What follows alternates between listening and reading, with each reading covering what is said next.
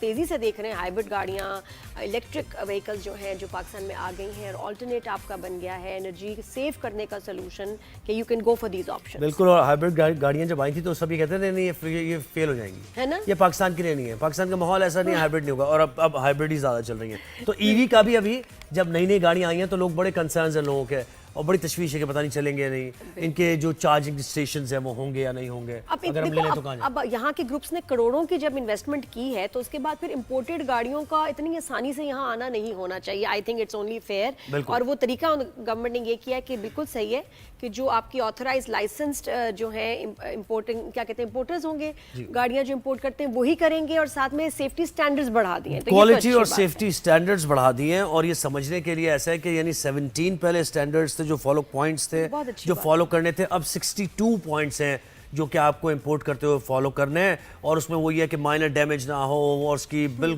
Major तो खैर आ ही नहीं सकती गाड़ी, तो लेकिन बहुत स्ट्रिक्ट हो गए। अब जो गाड़ी इंपोर्ट होगी उसको देखा जाएगा। हमारी मार्केट पे उस पे बात करते हैं जी, the expert none other than जो ऐसे एसयूवीज पे चढ़ जाते हैं जी, हमारे सुनील मंज भाई, अस्सलाम वालेकुम। जो गाड़ी नई से नई पाकिस्तान में आती है वो सुनील भाई ने जो है ना जरूर उसको टेस्ट किया होगा। अस्सलाम वालेकुम। तो स्टंट्स करने लगे जी वालेकुम सलाम जी सुनील भाई, आप क्या बताएं कैसे हैं आप, ठीक हैं?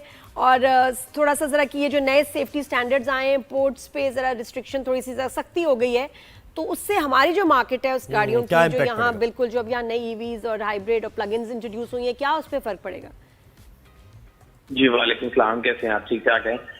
अच्छा, सबसे इम्पोर्टेंट चीज तो ये है कि काफी अच्छे से चल रहा था पिछले 5 महीने से कि यूज कार की जो इम्पोर्ट है कमर्शियल वो खुलेगी नहीं खुलेगी, तो फाइनली गवर्नमेंट ने वो खोल दी है, बट उसके साथ कंडीशन रखी है कि एक सेफ्टी स्टैंडर्ड है, general standard of environment friendliness है जिनको आपको पूरा करना है, और ये कोई नए नहीं है। We are signatory to WV29 standards of world, और उसमें से उन्होंने चूज किए कि आउट ऑफ 2 स्टैंडर्ड हमने कौन कौन से उसको जो है ना कंप्लाई करना होगा अगर हमने गाड़ी की इम्पोर्ट भी करनी है और लोकल भी बनानी है।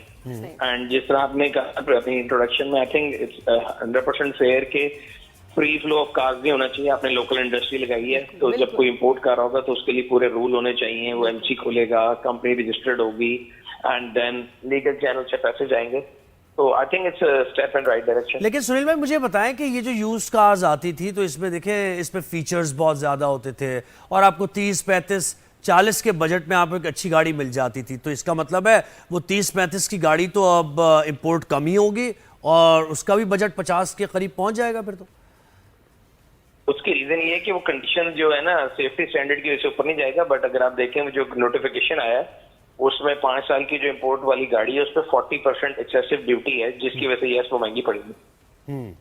तो फिर मार्केट में ये जो क्लास है, ये जो सेगमेंट है, ये किस तरफ जाएगा मुझे बताएं आप, इसका इम्पैक्ट क्या आएगा? ये इस रेंज की भी गाड़ियां पाकिस्तान में इलेक्ट्रिक आ रही हैं, है ना? मेरे ख्याल से तो जो हमारे यहाँ पर लोग कहते हैं कि जी आम आदमी गाड़ी ले सकता है, तो वो बेचारा नई गाड़ी नहीं ले सकता, उसको तो यूज्ड ही लेनी है। तो ये उम्रा के लिए एक सर्टेन क्लास ऑफ सोसाइटी के लिए तो हो सकता है कि गाड़ियां जो आ रही हैं वो ले लेंगे, बट आम आदमी जो है बेचारा मोटरसाइकिल ले सकता है।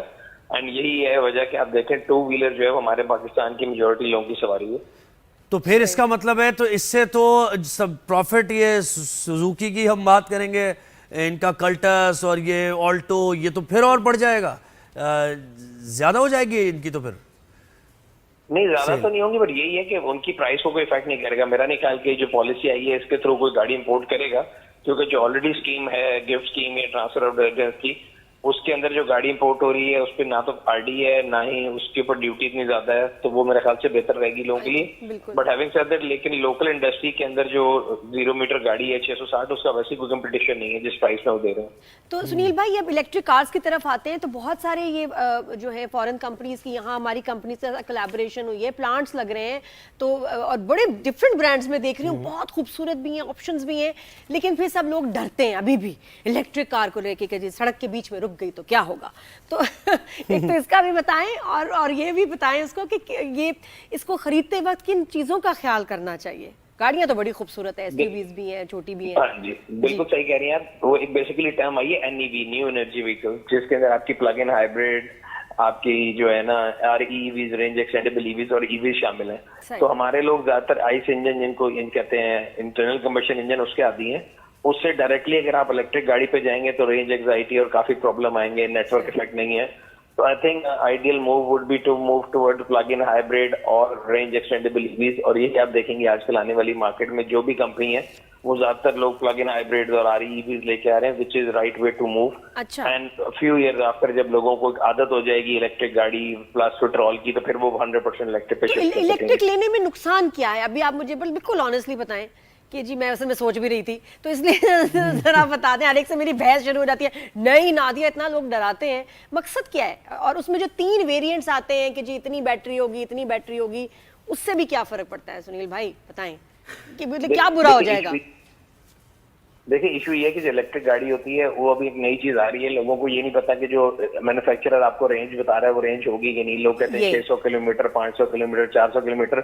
लोग ये नहीं देखते वो किस स्टैंडर्ड पे बता रहे हैं, डिफरेंट स्टैंडर्ड्स। सो वो मैन्युफैक्चरर तो ऑब्वियसली आपको बताता है सबसे लीनियंट वाला स्टैंडर्ड। तो लोग कहते हैं जी 600 किलोमीटर चलती है, जब मोटरवे पे गाड़ी चलते हैं दिखलाते हैं वो 300 किलोमीटर पे खत्म हो जाती है।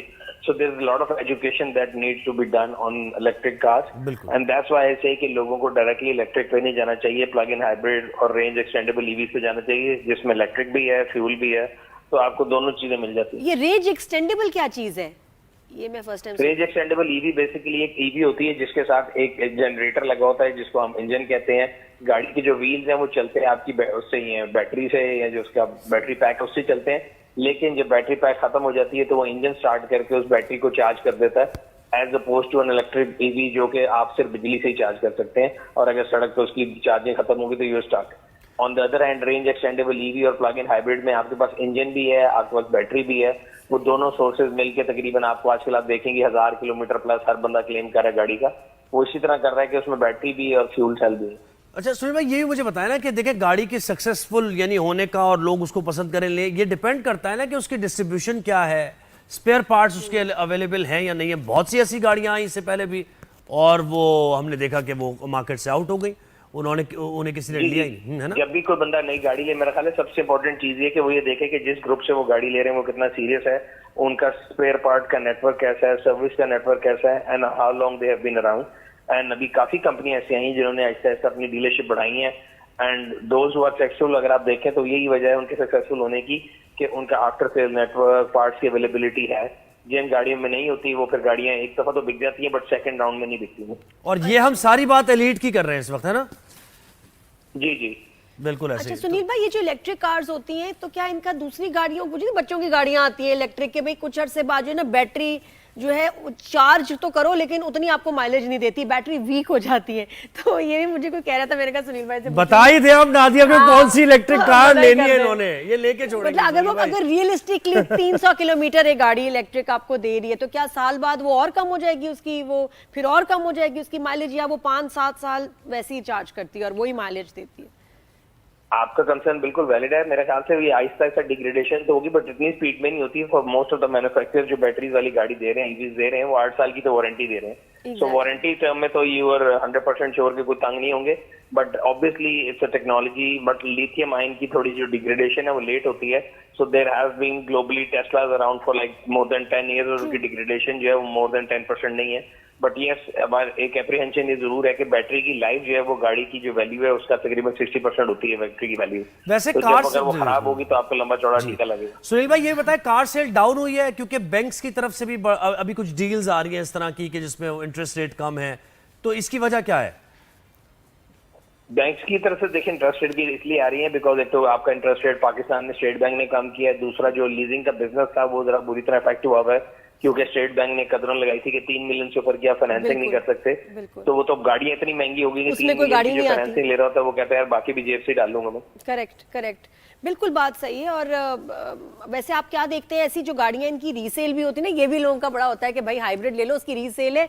इलेक्ट्रिक इतनी खूबसूरत गाड़ी है सुनील भाई कि मतलब इंसान टेस्ट ड्राइव, अभी बड़ी एसयूवीज ऐसी हैं जिनको कोई एक बार लेके पछता गए लोग, वो कह रहे हैं हमें कोई टेस्ट मिल जाए ड्राइव बाहर, किए हैं, हम 20 लाख कम में दे देंगे, नहीं ले रहा कोई। मैंने टेस्ट ड्राइव किए, आप एक दफा इलेक्ट्रिक गाड़ी चला लें, आप और कोई गाड़ी उसके बाद नहीं चलाएंगे, दिल ही नहीं चाहेगा। वैसे इतनी डिपेंड करता है खूबसूरत, ये एक तो देखिए ना उसमें पोल्यूशन, ना कोई आवाज, स्मूथ।